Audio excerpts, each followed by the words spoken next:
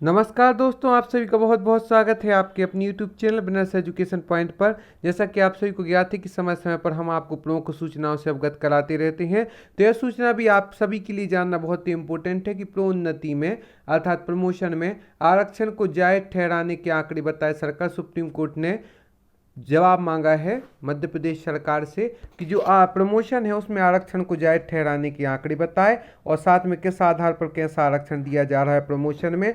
जो कि कुछ कांस्टेबल हैं उन्हें डीएसपी या एसआई आदि के पदों पर डायरेक्ट नियुक्त किया जा रहा था, उसके लिए सुप्रीम कोर्ट ने संज्ञान लेते हुए सरकार से प्रमुख सवालों के जवाब मांगे हैं। क्या क्या है यह जवाब, किस आधार पर प्रमोशन दिया जा रहा है, क्योंकि आगामी समय में आपको भी इसका सामना करना पड़ेगा। तो संपूर्ण जानकारी को देखते हैं आज के इस वीडियो में। यदि अभी तक आपने हमारे चैनल को सब्सक्राइब नहीं किया हो, सर्वप्रथम आप हमारे चैनल को सब्सक्राइब करें, वीडियो को लाइक एवं शेयर करें। मुख्य रूप से जो मामला अटका हुआ है वो ओबीसी आरक्षण पर भी अटका हुआ है। 7 तारीख को इसकी सुनवाई थी, देखते हैं आज कुछ हल निकलता है कि नहीं, कि अगली डेट दी जाती है। चलिए स्टार्ट करते हैं आज का हमारा वीडियो। प्रमोशन में आरक्षण को जायज ठहराने के आंकड़े बताए सरकार। यह सुप्रीम कोर्ट ने सरकार से प्रश्न किया है। सुप्रीम कोर्ट ने पूछा है एससी एसटी अर्थात अनुसूचित जाति एवं जनजाति के उचित प्रतिनिधित्व न होने के आंकड़े जुटाने को क्यों कहा गया है। प्रमोशन में आरक्षण को लेकर सुप्रीम कोर्ट ने मंगलवार को एक अहम सवाल किए हैं। शीर्ष अदालत ने सरकार से पूछा है कि अगर वह अनुसूचित जाति एससी और अनुसूचित जनजाति एसटी के कर्मचारियों को प्रोन्नति में आरक्षण देना और उसे जारी रखना चाहती है और उसको जायज ठहराने के लिए उसके पास आधार क्या है, कि वह एसटी और एससी को जो प्रोन्नति प्रमोशन में आरक्षण दे रही है तो उनको आरक्षण देने का आधार क्या है। अदालत ने यह भी जानना चाहा है कि क्या सरकार के पास ऐसे आंकड़े हैं जिससे पता चलता हो कि इन वर्गों की नौकरियों में पर्याप्त प्रतिनिधित्व नहीं मिला है।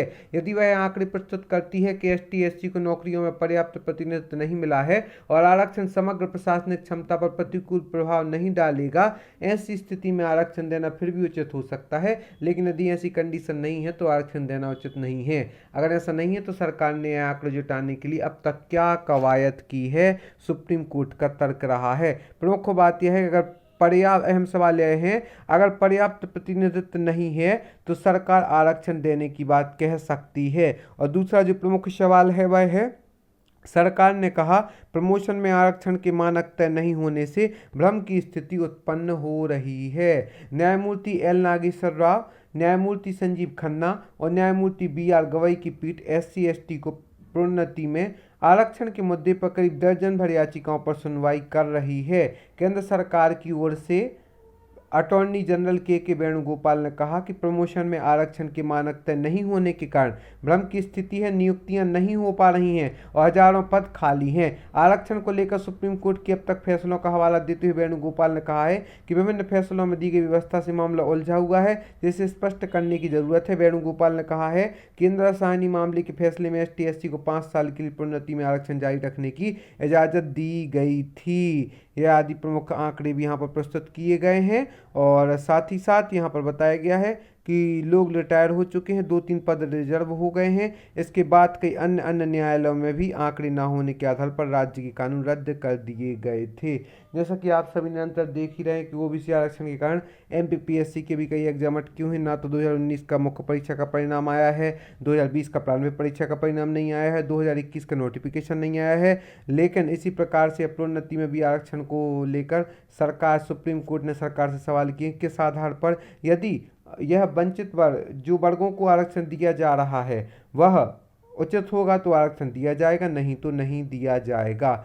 पीठ ने सरकार से क्या पूछा है, वेणुगोपाल की दलीलों पर पीठ ने सवाल किया है कि नागराजा का फैसला 2006 का था, जिसमें पर्याप्त प्रतिनिधित्व के आंकड़ों की बात कही गई थी। सरकार को 2006 के बाद तत्काल पर्याप्त प्रतिनिधित्व न होने के आंकड़े जुटाने चाहिए। सरकार ने 2006 के बाद आंकड़े जुटाने के लिए क्या कहा। कोर्ट ने यह भी पूछा कि क्या उसके बाद से सभी पदोन्नतियां रुकी हुई हैं या सरकार ने कई पदोन्नतियां भी दी गई हैं। इसके बाद दूसरा जो प्रमुख रहा है, कोर्ट ने कहा हम जानना चाहते हैं कि सरकार ने एससी एसटी के प्रतिनिधित्व के आंकड़े जुटाने के लिए क्या किया है, आखिर इस दिशा में क्या प्रयास किए हैं। पीठ ने कहा कि सरकार आज मुश्किल का सामना कर रही है क्योंकि उसमें पर्याप्त प्रतिनिधित्व के बारे में विचार नहीं किया है। इस पर सोचना चाहिए था। सवाल आरक्षण को न्यायोचित ठहराने का है। आरक्षण को जारी रखने के लिए कुछ औचित्य होना चाहिए। आरक्षण के देने के लिए अपर्याप्त प्रतिनिधित्व होना चाहिए, यह भी सवाल रहे हैं। तो इस प्रकार से सुप्रीम कोर्ट ने सरकार से कई प्रश्न किए हैं और सरकार को इसका उत्तर देना होगा।